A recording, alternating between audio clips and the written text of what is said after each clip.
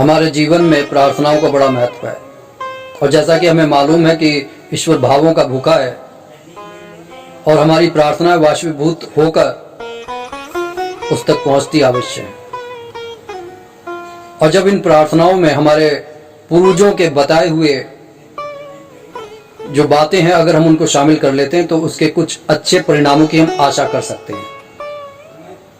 जिस तरीके से नवरात्रों में 9 दिन अत्यंत महत्वपूर्ण है, उसी तरीके से रंगों का भी महत्व है।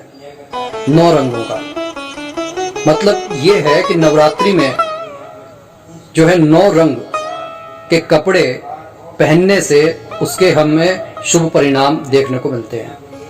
तो आइए जानते हैं कि वो 9 रंग के कपड़े कौन से हैं। पहला दिन जो है नवरात्रि का पहला दिन माता शैलपुत्री को समर्पित है। इस दिन पीला रंग अत्यंत महत्वपूर्ण होता है। पीला रंग वैसे भी उत्साह, चमक और प्रसन्नता का द्योतक है, इसलिए इस दिन माता शैलपुत्री की पूजा पीले कपड़ों को पहनकर करनी चाहिए। दूसरा दिन माता ब्रह्मचारिणी को समर्पित है। इन्हें हरा रंग पसंद है, इसलिए हरे रंग के वस्त्र पहनकर इनकी पूजा करनी चाहिए। हरा रंग वैसे भी सद्भाव और ऊर्जा लेकर आता है।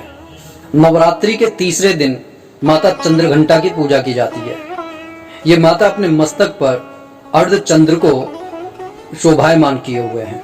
इस दिन भूरे वस्त्र पहनना चाहिए क्योंकि इन्हें भूरे वस्त्र पसंद है।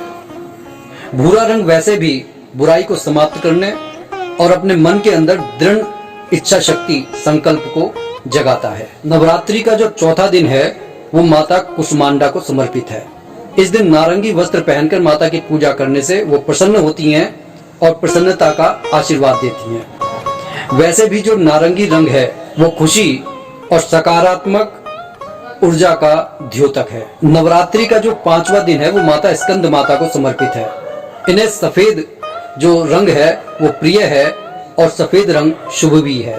सफेद रंग शांति, ध्यान, पवित्रता और सकारात्मकता की ऊर्जा को हमारे जीवन में फैलाता है। छठे दिन माता कात्यायनी की पूजा की जाती है।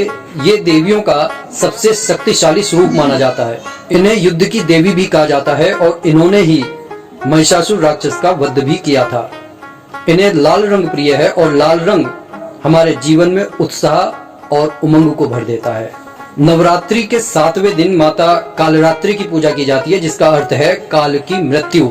इस स्वरूप को राक्षसों का नाश करने वाला माना जाता है।